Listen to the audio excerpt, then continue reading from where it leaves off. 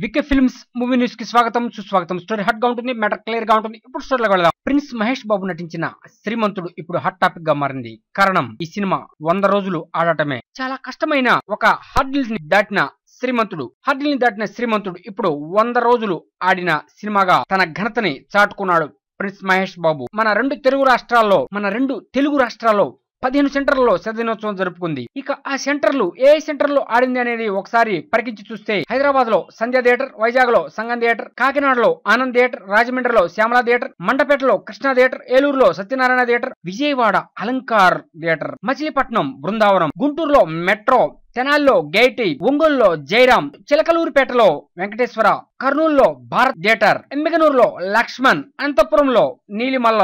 ఇటువంటి ఈ సెంటర్లలో మన ప్రిన్స్ మహేష్ బాబు శ్రీమంతుడు సెంచరీ కొట్టేశాడు. 100 రన్స్ అంటే 100 రోజులు ఆడాడు.